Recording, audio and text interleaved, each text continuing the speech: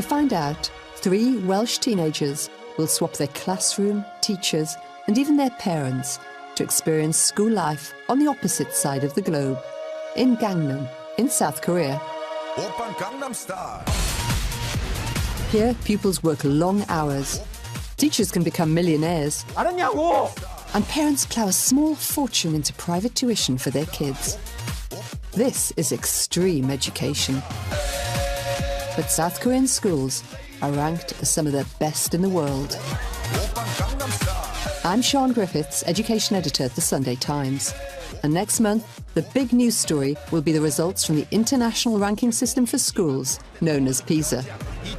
According to international rankings, our education system is so far behind that of countries like South Korea.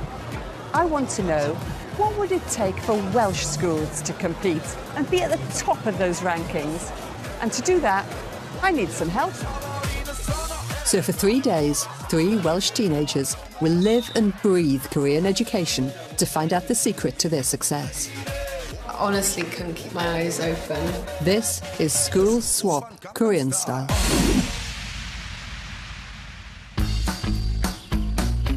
St David's in Pembrokeshire is the smallest city in Britain. This is where I grew up and went to school. Here I got the grades to go to Oxford to study English. And back then the quality of Wales's education system was renowned. But something has changed. So I want 3 students from my old school to help me find out what. I'm sending them to one of the best and toughest education systems in the world today, South Korea. I'm looking forward to experiencing it, but I honestly don't know how they cope. Some days I'll only have 2 lessons in the morning, or sometimes I have triple lessons at the end of the day so I can have a lie-in in the morning. I do like the social part of school, but I don't really enjoy the educational side of it. Some might say that I like my PlayStation a bit more or playing sports with my friends a bit more than studying. School for me is about, yeah, sure, you come along and you see your friends every day, but it's also about knuckling down and actually getting some work done. I want to get the best, I want to be the best, and I think that all starts with education. I want to go to Korea because I want to know why they're doing so much better in education than we are and what they have that we don't. 3 very different kids, but how will they take to the super tough system of South Korea? Everybody is kung fu fighting.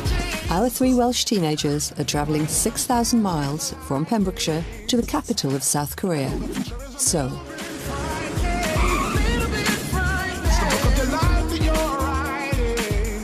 For 3 days, I've arranged for them to be totally immersed in Korean school and teenage life. And they need to look the part too. Looks like you're going to play cricket. So first stop is the local school uniform shop. I feel like an air hostess. You look like one.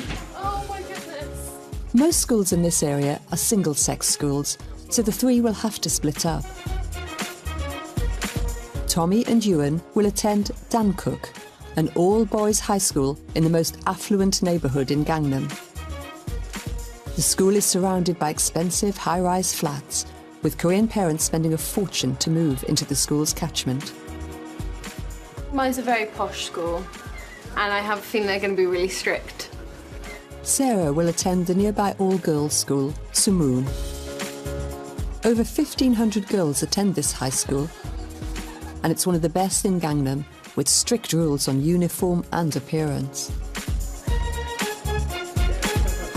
Our 3 Welsh students will also be staying with a Korean family. But before they head off, I want to know if they're ready for the challenge. Do you already know any Korean? Have you learnt any in the few hours you've been here? Well, picked up a little bit. I mean, like, 감사합니다, it's like, thank you. And Tommy knows the way to, like, introduce yourself. Yeah, when you greet someone, you say, 만누소 반갑습니다.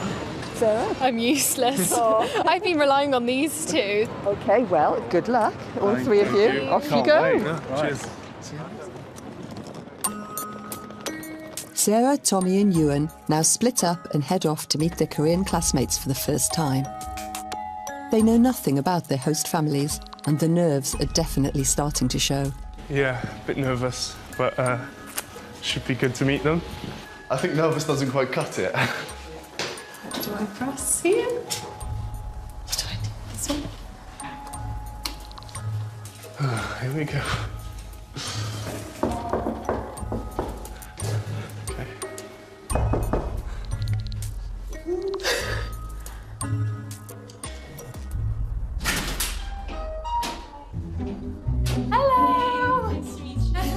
Sarah will be staying with 16-year-old Sion.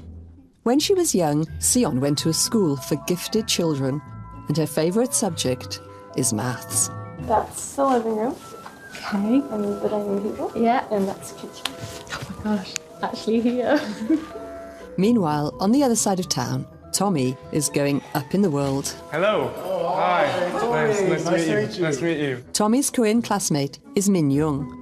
He has a bird's-eye view of Seoul from his 36th floor apartment, and there's an 86-inch television to amuse him. Ooh, got home soon now. That's really cool. That's a lovely view as well. Yuan is the last to meet his Korean counterpart, Young Chan. Hello. 만나서 반갑습니다. There's no television here. Young Chan's parents believe it's a barrier to good education. This is a really nice house. You make the most of the space as well, it's really good. Both are top students in their class, and it's not long before they check out each other's maths homework and musical skills.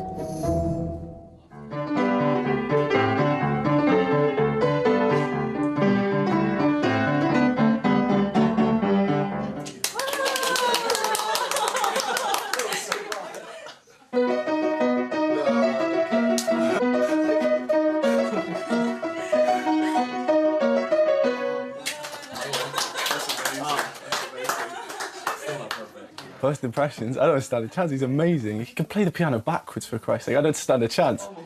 Finally here, I'm finally here, and it's crazy. It's really good. Well, I look like an idiot now. You just tap your card and then tap it. Tomorrow, our 3 Welsh students are going to discover why Korean education is the toughest in the world. What time does school start tomorrow? We need to be there by 8. 8. All right. Okay. Yeah. 8 o'clock. So quite an early start. Well, it's all right. I think it's math, English, and history. Okay. And then we're gonna have dinner at school. And then we're gonna have like the extracurricular stuff. We stay there until like 10. 10 o'clock at night? 10, yes. Okay. I'm normally fast asleep at 10 o'clock, but I think I can change for a couple of days. I don't think I'm prepared for this.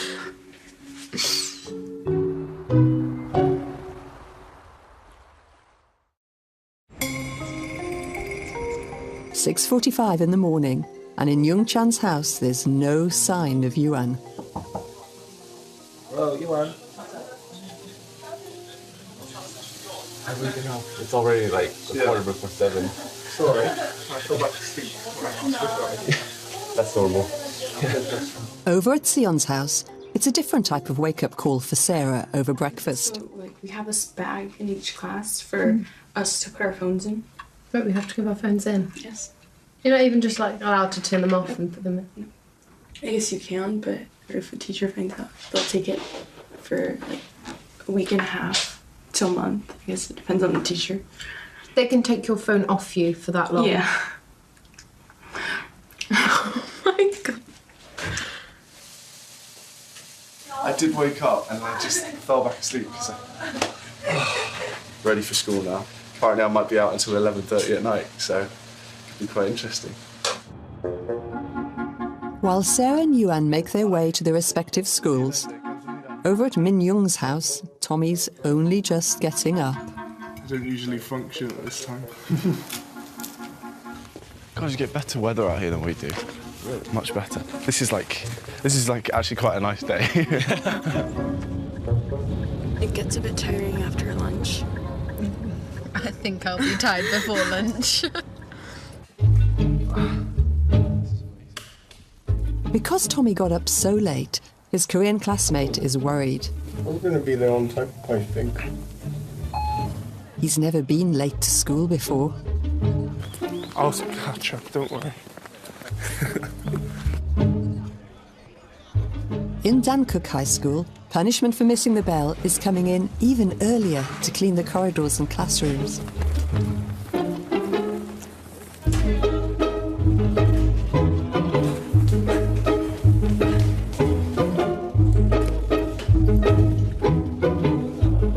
seconds to spare. Both have avoided mopping up duties, for today at least. Sarah is creating a bit of a stir over at Sumarin Girls' School. Being the only blonde in school can make you quite a celebrity.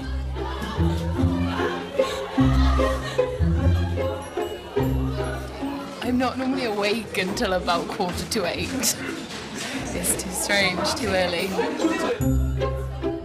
It's 10 to 8. And first up, it's English. And a gentle easing in for Tommy, Ewan and Sarah. Well, I'm not very familiar with that genre of music. I cut myself when I shaved this morning. Maybe you can shave in the shower. Sounds like a good idea. More than 99% of Korean students choose to stay in school after they turn 16, compared to only 50% back home in Wales. For the next 3 years, they prepare for a make-or-break exam to get into a good university. While I wait to see if the kids survive their first day, I've been looking around the local area and come across this Buddhist temple. This sign is pretty interesting. It's inviting people to come and do 3,000 vows or prayers overnight this Saturday for, guess what, good exam results.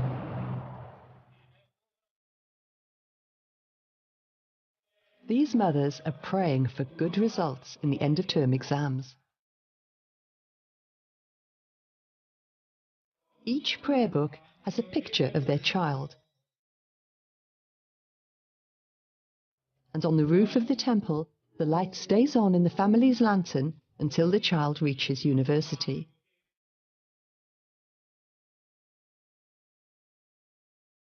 In the temple courtyard, the mothers burn old textbooks to destroy any possible bad luck in the looming exams.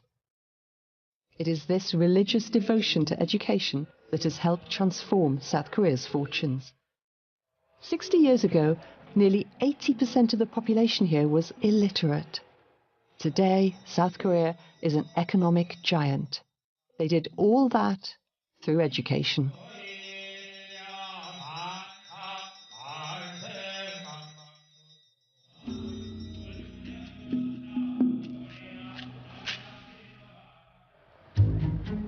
So how good are they? I've arranged a test for the boys in Dan Cook's school. Good morning. Good morning. Today you're going to be sitting a Welsh GCSE maths exam. You have 60 minutes and your time starts now. It's usually a 2-hour long paper, but we've randomly selected half the questions to fit this exam into 60 minutes. In my maths exam, I got A star. Yeah. I was told to aim for full marks. So. After only 15 minutes, some of the Korean students have already finished the paper. But even on his second attempt, GCSE maths is still a headache for Tommy. For my GCSEs, I got 2 A stars, 4 A's, 4 B's and a C. I thought I did quite well considering the amount of work I did. The only grade that I would have liked to get higher was a C in maths. I would have liked to get that up to a B, but you know, it is what it is. Okay, so can I just ask you all, can you put your hands up if you found that paper difficult? Oh. Okay, so can I ask you now, can you put your hands up if you found the paper really easy? Okay. Everybody found it really easy. Well, that was really interesting. None of those South Korean teenagers found that paper difficult. Most of them finished it in about 15 minutes. It was supposed to take an hour. I'm not really surprised because the teacher said that paper was primary school level maths for those children. It just shows how far we've got to go to catch up in Wales. Thousands of children in Wales, not just in Wales, across the UK, would have failed that paper this summer. That says a lot about where we are and how much we've got to do. I asked them and they thought the exam was very easy. And I said, well, some people in our class have failed that. And they said, well that's astounding. So I just think they just work harder, they go over it, and then an exam they've never studied before, they just did it straight through. So, yeah, amazing. Korean teenagers are exam-busting machines and are among the top-performing students in the world. We know this because of the PISA tests. Every 3 years, 15-year-olds in 68 different countries sit the same exams in maths, science and reading. In maths, Asian countries like South Korea consistently come out on top. But in the last results in 2012, Wales was in the bottom third of the league, 43rd out of 68 countries. One obvious difference here is the long hours they put in. Sarah is struggling to stay awake. Others have just given up, but still, the teacher carries on. I feel really bad because I'm really sleepy now, and that lesson I was just like... At least there's one similarity between Wales and South Korea. They do have school dinners. In Seoul, all kids up to 16 years old have free school meals. But you won't find any chips being dished out here. Korean school dinners are hailed as some of the healthiest in the world. Plenty of rice, soup, and gut-friendly fermented cabbage called kimchi. Oh yeah, rice! It's really nice. It's sort of like a stew sort of thing, but there's less stew to it and more meat and veg and stuff. It's really tasty, really tasty. With their bellies full, it's back to the classroom. And our Welsh students are actually getting a taste for Korean-style lessons. The method of teaching out here is they just give it to you in black and white and you memorise it and you learn it, but that does not necessarily mean that you understand it. What stuck out to me a lot is in class they don't even talk to each other. It's just bizarre. The school here is better in terms of the results, but are they really living a life that a young person should be? I'm not so sure. In response to such criticisms, the principal at the boys' school has introduced a school sports day to tackle the problems of stressed out and tired students. This is one of the best schools in Seoul, and South Korea is at the top of the international rankings for education. But do you feel that this kind of sports day is necessary to give them some kind of release from that pressure? Yep, that's a part of the reason I do this with these kids. Because, you know, like, this time never comes back. You know, like, there's a beautiful time of our life. But, you know, they're kind of like squeezed under like a big load of pressure. Their day is probably like 6 to 12 or something. 6 a.m. in the morning to midnight. Sure, yeah. To midnight. Whoa, so they're getting about 6 hours sleep. 6 hours sleep, that's a very like insufficient. So we've been seeing some children sleep actually nodding off in lessons. What do you do when you see children doing that? It's actually, I tap the window of the classroom, and I try to wake them up by like sending my finger signal to them. Does it work? Yeah, it's working. Yeah. Eventually, probably that's going to damage their like efficiency of the studies. Right. So they need a sleep, they kind of lack of sleep. So that's the part of the reason we're doing this. It's kind of like some activities to releasing their stress. The final event of the day is rope skipping, and Tommy's been given the responsibility for swinging the rope for his team. Well, they're quite nervous. I don't want to get it wrong. Look how many people are watching. Oh, yeah. I'm petrified. Look how wrong it can go.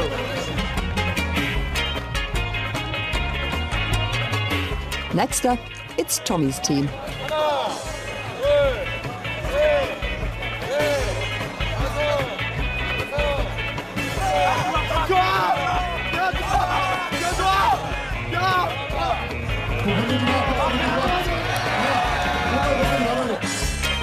Most of the Korean students don't know anything about Wales.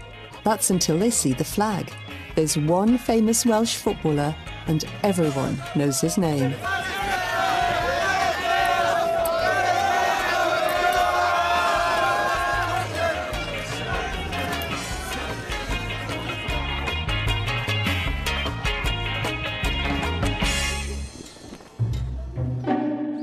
"20 minutes past 4, and the bell rings for the boys.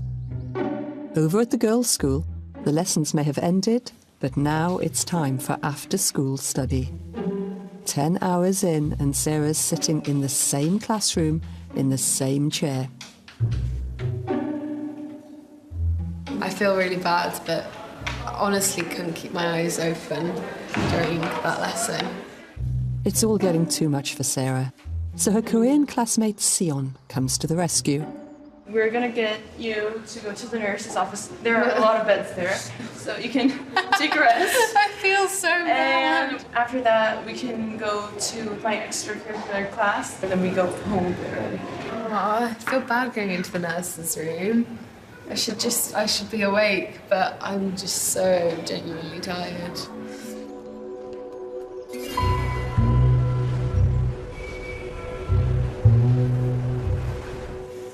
As night falls on Seoul, Yuan and Youngchan make their way to a 5-hour self-studying session in the local public library. At the moment, we're waiting to get into the library. I was amazed that there could be so many people all in there at once, and the fact that they're all exquisitely silent. There was even a kid in there studying, about 10 years old, so it's surprising, but shows the work ethic that Korean people have, and it's just impressive, it's amazing. Studying for 14 to 16 hours a day is normal for Youngchan. This is his way of staying at the very top of the class.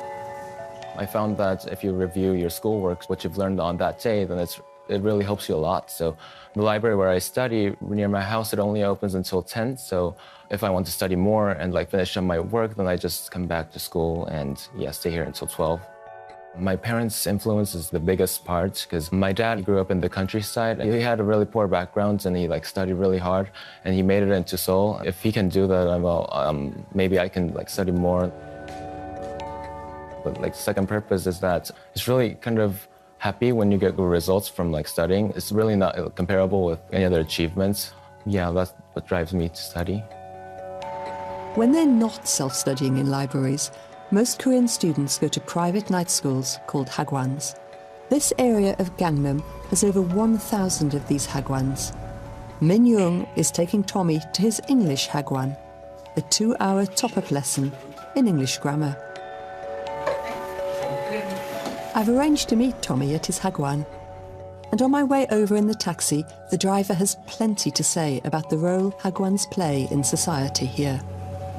This is mathematics hagwon, and this is English hagwon, and this is mathematics hagwon. This is a street of hagwons, really. Yes, this is Hagwon Street. Yes, that's right. And the children come here what time after school? 5 o'clock? About 5 o'clock to 12 o'clock. So at midnight, this street will be full of children? Yes. It's crazy. Byung-hun has sent all of his 3 children to hagwons.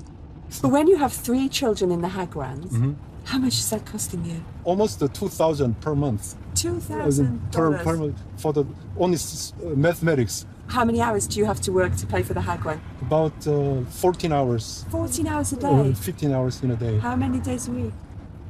6 days in a week. 6 days a week, you're working 14 hours a day. Yes. So you never see your children. When do you see your children? Very hard to see each other. Oh. Yes. Oh, it's a high price to pay for hagwons. Yes, that's right, that's true. Korean parents spend more on private education for their kids than any other country in the world. It's almost an addiction here. The government has even placed a 10 o'clock curfew on the hagwons to try and control their influence. To keep the kids out of private education, the girls' school offers its own version of a hagwon. But it's all too much for Sarah. We were supposed to stay until 10, but I've actually been really tired, so luckily we've been let out a bit earlier. But yeah, it's been a really intense day and definitely not used to staying in school this late. At his private hagwon, Tommy and his Korean classmate Min Young now face another test. And Tommy, what is the difference between present perfect and past? Present perfect? Yeah. I have lived in Wales for 20 years. That's present past. Present perfect. Present like perfect, have, sorry. have lived. Yeah. What's the difference between have lived and lived? I lived. I don't know. Yeah. Okay. Can I ask you, because you've been teaching tonight a grammar lesson to one of our students from Wales, Tommy, but in the English grammar test, Mignon did better than Tommy. Oh, sure. Minyoung is excellent. He's a good student and also he's diligent. I noticed that Tommy was writing down everything and he wanted to memorize it. So Tommy is really diligent and he has passion. So if there's a system that help Tommy, then Tommy can get a better score. It's 10 o'clock at night. The hagwons are closing because of the government curfew. But many students, like Young Chan, are carrying on. So where are we going now? So we're actually heading back to school. Back to school. Yeah, so the self-study room is open until 11:30. 11:30. And then luckily we have our bikes there, so we'll take them back home. And that makes things easier. God, and then a long day tomorrow. Yeah. And then one after that. Dankook Boys' School is open until 11:30 at night, so they're carrying on with their studying there. This is a relentless education system. It's 10 o'clock at night and the street's just full of children, a lot of them still in their school uniforms. And I've been speaking to a few groups of children. Some of them are tired, some of them are hungry. One said he would love to be playing basketball.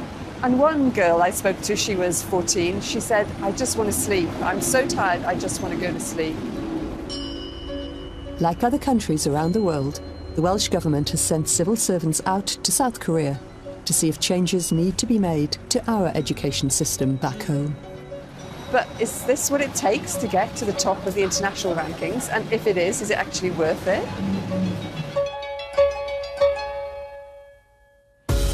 Next time on School Swap Korean Style, there's a surprise in store for our Welsh students as their headmaster flies over to see them. Oh no, oh no, oh no. We find out how teachers are treated in South Korea and meet the maths teacher who's made millions from online classes. 알았냐고! 진짜. And I'll be confronting the Welsh Education Minister with my findings. We're not where we should be. We're not where I want to be, but we are moving forward.